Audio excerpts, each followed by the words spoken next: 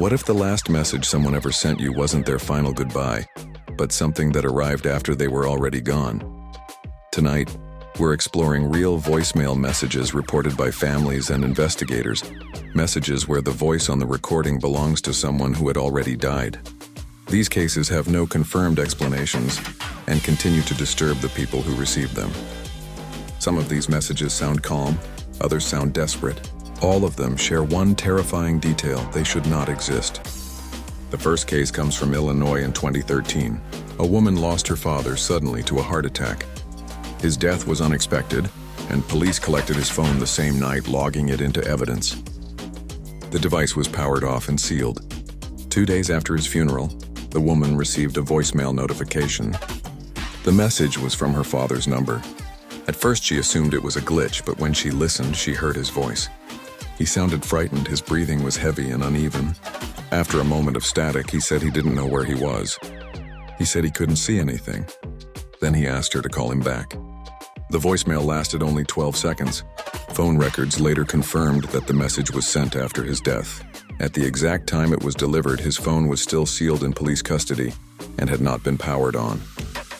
Investigators suggested it could have been a delayed voicemail, but telecommunications experts argued that voicemails cannot send themselves. A call must be placed for a voicemail to exist. The woman never called the number back. She disconnected her phone that same night. Years later, she says she still dreams of hearing it vibrate. The second case involves a college student named Marcus. In 2018, Marcus's older sister died in a car accident. She was killed instantly and never had the opportunity to call for help. 1 week later, Marcus received a voicemail from her phone. Her voice was calm, almost peaceful. She told him that if he was hearing the message, then she must not have made it. She told him not to blame himself. Then she mentioned something strange. She told him to check their mother's drawer and said she had hidden important papers there. The voicemail timestamp showed it was sent 3 days after her death. Marcus checked the drawer. Inside, he found legal documents related to a life insurance policy that no one in the family knew existed. The paperwork had been created months before the accident. His sister had never spoken about it to anyone. There was no evidence she had recorded the message in advance, and her phone showed no scheduled recordings. When Marcus tried to play the voicemail again later that day, it had disappeared completely. The third case comes from a quiet village in England. An elderly man named Peter lived alone. He passed away in his home, but his body was not discovered for several days.